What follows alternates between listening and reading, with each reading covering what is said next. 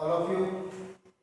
Today's date is 30 June 2020. Today is Saturday. So we will continue our grammar section for class 5th to 8th. Dear student, हमने अब तक के session में parts of speech के kinds देखे. उन parts of speech के kinds में हमने फर्स्ट काइंड्स देखा नाउन, सेकंड हमारा चल रहा है प्रोनाउन. सो प्रोनाउन में हमने कल के लेक्चर में प्रोनाउन का पहला टाइप जो पर्सनल प्रोनाउन था वो पर्सनल प्रोनाउन हमने देखा. आप सबने जो एक्सरसाइज आपको दिया था उसके सारे क्वेश्चन आंसर्स लिखे. Okay. So today we are going to start the second part of pronoun, that is the possessive pronouns. Possessive pronouns. So possessive pronouns means जिसे हिंदी में अधिकार सर्वनाम कहा जाता है. तो possessive का मीनिंग हमें उसी के अंदर, उसी वर्ड के अंदर दिखाई देता है. Possessive pronouns means अधिकार. So possessive pronouns are used to denote possession, belonging or relationship between the things or any kind of other things. For example, this is chalk. This is chalk, but this chalk is mine. यह चौक है लेकिन यह चौक किसका है? मेरा है. यह चौक किसका है? मेरा है. सो दैट यह चौक पे मैं अपना क्या दिखा रहा हूं? पोजेशन दिखा रहा हूं, मतलब अधिकार दिखा रहा हूं. तो माइन, उसके एग्जांपल्स आगे दिए हैं. Mine, his, hers, yours, theirs, ours. These words are the possessive pronouns. मतलब कि mine, his, hers, yours, theirs, ours, ये जो words यहाँ पर दिए गए हुए हैं यह सारे words possessive pronouns है, क्योंकि हम इन वर्ड्स का इस्तेमाल करके, इन प्रोनाउंस को यूज करके हम किसी भी चीज पर अपना क्या दिखा सकते हैं? अधिकार दिखा सकते हैं. जैसे कि this is pen, this is pen, but this pen is yours. यह आपका पेन है, यह आपका पेन है. तो इसी तरह से कुछ एग्जांपल्स आगे दिए हुए हैं. उस एग्जांपल्स थ्रू हम देखते हैं कि पॉजिटिव प्रोनाउन कैसे यूज करते हैं या फिर कैसे उनका इस्तेमाल किया जाता है. तो first example is these keys are yours. These keys are yours. यह आपकी चाबी है या फिर यह आपकी कीज है. सो यह किसका रिलेशन या फिर किसका अधिकार दिखा रहा है? These keys are yours. यह आपकी कीज है, यह आपकी कीज है. तो उन कीज पर अधिकार किसका है? आपका है. Next, this bag is mine. एक बैग है, यह बैग है, लेकिन वो बैग किसकी है? मेरी है. दिस बैग इज माइन, यह मेरी बैग है. तो उस बैग पर किसका अधिकार जताया जा रहा है? उस बैग पर मेरा अधिकार जताया जा रहा है. This bag is hers. This bag is hers. वहां पर एक बैग है पर लेकिन वो किसकी है? वो उसकी है. वो मेरी नहीं है, आपकी नहीं है. वो किसकी बैग है? हर्स. मतलब थर्ड पर्सन, किसी लड़की की वो बैग है. सो these are mine, his, hers, yours, theirs, ours. Your word जब हम यूज करते हैं यह वर्ड, हम किसी चीज को, किसी वस्तु को, किसी व्यक्ति को, किसी पर्सन को हम जब अपना अधिकार जताते हैं, पोजेशन करते हैं, इन वर्ड्स को पॉजेसिव प्रोनाउंस कहा जाता है। आप ऐसे बहुत सारे एग्जांपल ले सकते हो। For example, this is shirt but this is mine, this is pen, this pen is mine, this pen, this is pen, this pen is yours, this pen is hers, this pen is theirs, this pen is ours. We can use the different kind of things and different kinds of example with the help of possessive pronoun. Now the next kind of pronoun is demonstrative pronoun. So demonstrative pronouns means what? दर्शक सर्वनाम, दर्शक सर्वनाम। अभी दर्शक means दिखाना। Suppose हमें कोई व्यक्ति, कोई पर्सन, कोई प्राणी, कोई चीज अगर हमें दिखानी हो, डेमोन्स्ट्रेट मतलब दिखाना, दर्शक सर्वनाम कहते हैं। दिखाते हैं तो दिखाते वक्त जिन वर्ड्स का इस्तेमाल किया जाता है उन्हें डेमोन्स्ट्रेटिव प्रोनाउंस कहा जाता है। Let's see the definition of demonstrative pronoun. Demonstrative pronouns are such words which point to specific things. See, demonstrative pronouns means what? Such words, ऐसे शब्द which point to specific thing, जो कोई specific things को दिखाता है या फिर दर्शाता है। जैसे कि अभी यह ब्लैक बोर्ड है, तो मैं कहूंगा दिस इज ब्लैक बोर्ड। उसको मैं क्या कर रहा हूं? पॉइंट कर रहा हूं, मैं दिखा रहा हूं। So that is this is black board.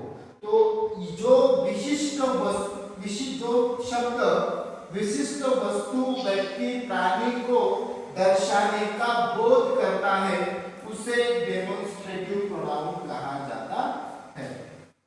अब डेमोन्स्ट्रेटिव प्रोनाउंस के 4 मुख्य प्रकार होते हैं, या फिर 4 जो डेमोन्स्ट्रेटिव प्रोनाउंस है उसका इस्तेमाल किया जाता है और उन्हें यूज करके हम इजीली कोई भी चीज, कोई भी व्यक्ति, कोई भी प्राणी को हम इजीली दिखा सकते हैं। लेकिन हमें उन 4 डेमोन्स्ट्रेटिव प्रोनाउंस कब और कैसे यूज करना है यह हम अभी देखने वाले हैं। So there are 4 demonstrative pronouns. Demonstrative pronouns 4 होते हैं।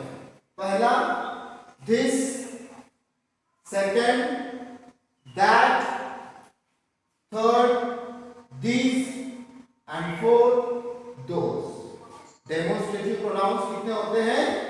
4 होते हैं। There are 4 demonstrative pronouns, this, that, these और those। अब हम demonstrative pronouns one by one देखेंगे कि this का इस्तेमाल, this कब यूज किया जाता है, that कब यूज किया जाता है, those कब यूज किया जाता है और this कब यूज किया जाता है।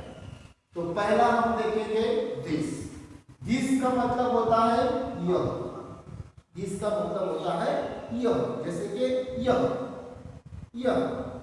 हम दर्शा रहे हैं यह। तो दिस का यूज नजदीक, देखो अब यहाँ पर हमें बहुत ध्यान देकर हमें दिस, दैट, दिस और दोस को समझना है। दिस का यूज नजदीक एक व्यक्ति, प्राणी, पक्षी, वस्तु को दर्शाने के लिए किया जाता है।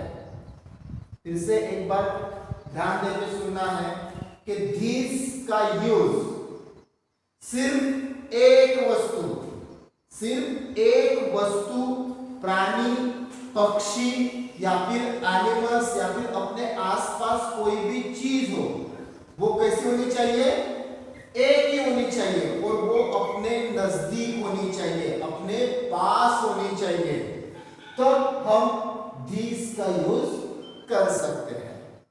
जैसे कि यह चौक है, अब यह मेरे पास है, मेरे नजदीक है, तब मैं इसे बोलते वक्त या फिर इसे मैं कहते वक्त मैं कह सकता हूं दिस इज अ चौक। अब सपोज अगर ये चौक मुझसे दूर है तो मैं, अभी सपोज ये ब्लैक बोर्ड है, ये ब्लैक बोर्ड के पास में खड़ा हूं तो मैं कह सकता हूं this is a black board. और अगर मैं इस ब्लैक बोर्ड से दूर हो गया तो मैं ये नहीं कह सकता हूं this is a black board.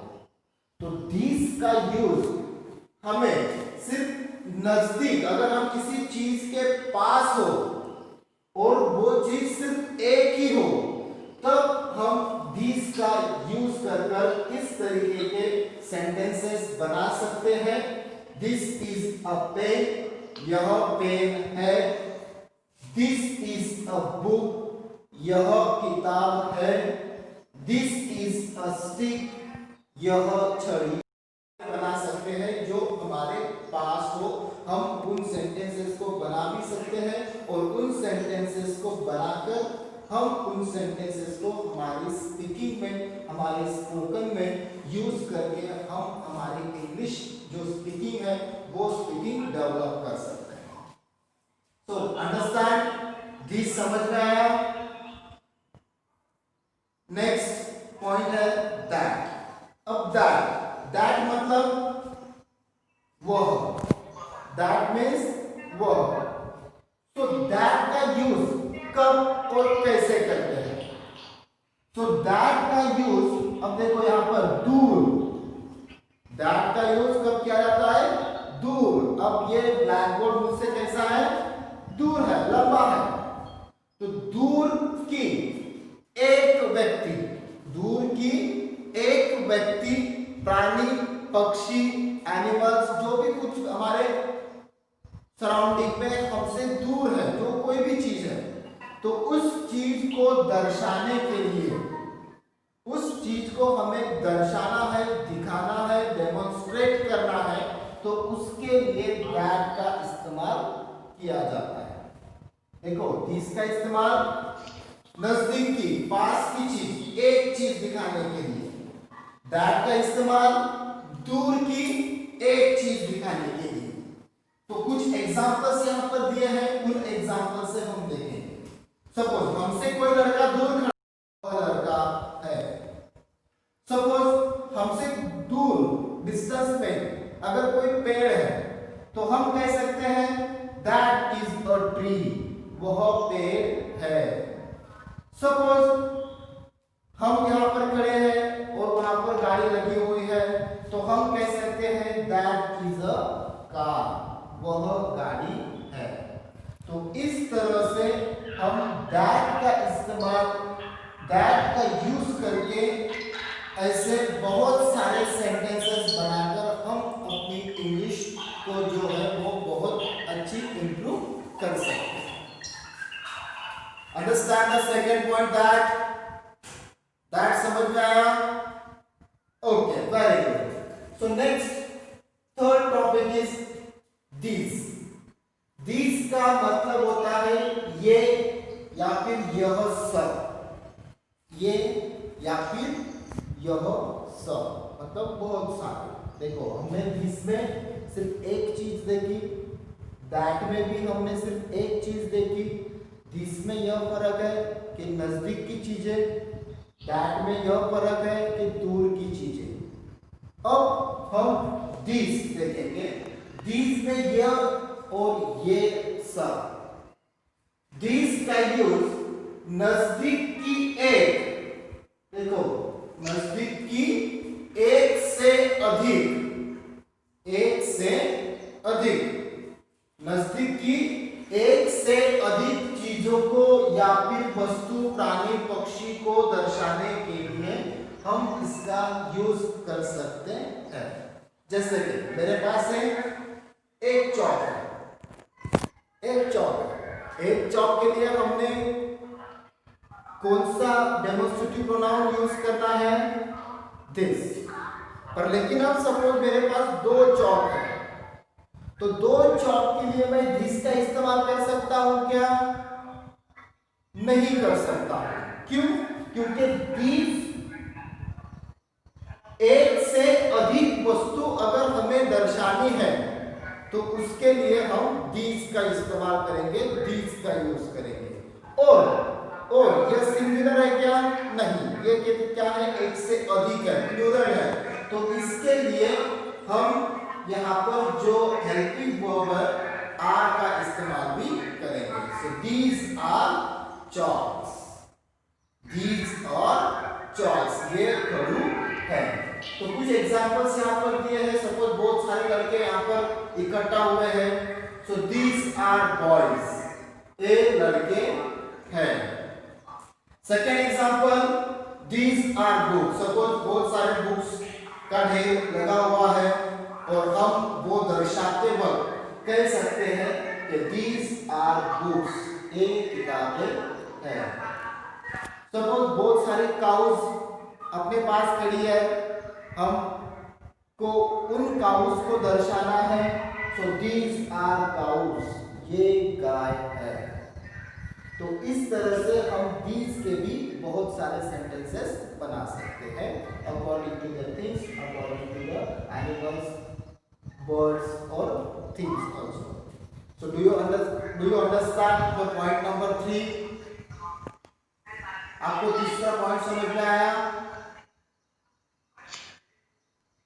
Okay, now let's continue the fourth demonstrative pronoun.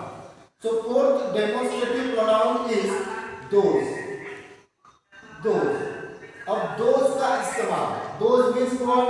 वे या फिर वह सब, वे या फिर वह सब। अब those का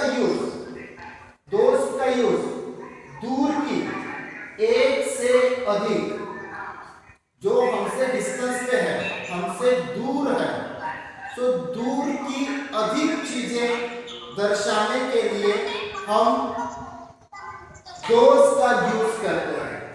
तो उसके लिए सपोज एग्जांपल, अगर ये चौक है और ये चौक मुझसे डिस्टेंस पे है, यहाँ पर रखे, तो यह मेरे पास है क्या? नहीं है। So those are chalks, those are chalks. तो इस तरह से जो एग्जांपल दिए हुए हैं, सो दोज आर ब्रिक्स, वह ईंटें हैं। दोज आर कैट्स, वह बिल्लियां हैं। दोज आर टॉयज, वह खिलौने हैं। तो इस तरह से दोज का इस्तेमाल एक से अधिक चीजें जो हमसे डिस्टेंस पे हो, दूर हो, वो दिखाने के लिए हम दोज का इस्तेमाल कर सकते हैं। So do you understand the demonstrative pronoun? देखो, फिर से एक बार रिवाइज करता हूं। पॉजेसिव प्रोनाउन किसी वस्तु को अगर हमें अधिकार जताना है उसके लिए यूज कर सकते हैं। उसके बाद डेमोन्स्ट्रेटिव प्रोनाउंस के चार मुख्य प्रकार हैं, दिस, दैट। दिस और दैट का इस्तेमाल हम दिस का इस्तेमाल नजदीक की एक चीज दिखाने के लिए, दैट का इस्तेमाल दूर की एक चीज दिखाने के लिए, दिस का इस्तेमाल नजदीक की एक से अधिक चीज दिखाने के लिए, और दोज का इस्तेमाल दूर की एक से अधिक चीजें दिखाने के लिए कर सकते हैं। So I hope you understand the second point, second or third point, that is the possessive pronouns and the demonstrative pronouns. Okay, so Jin students को भी यह possessive pronouns और the demonstrative pronouns अंडरस्टैंडिंग में problem आ रही हो तो वो मुझे कॉल करेंगे या फिर मुझे वो बताएंगे कि सर मुझे यह पॉइंट समझ में नहीं आया। तो आज का होमवर्क आपको राइट डाउन करना है।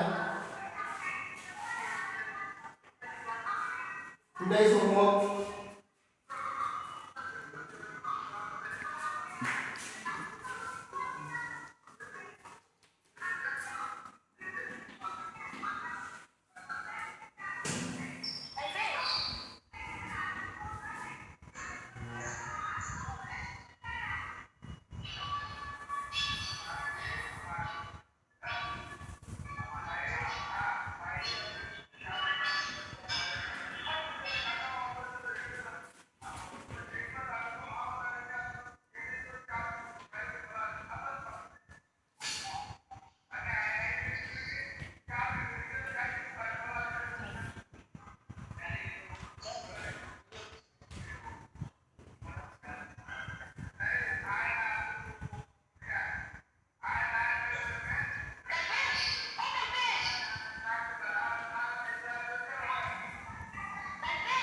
Sakib, Sakib.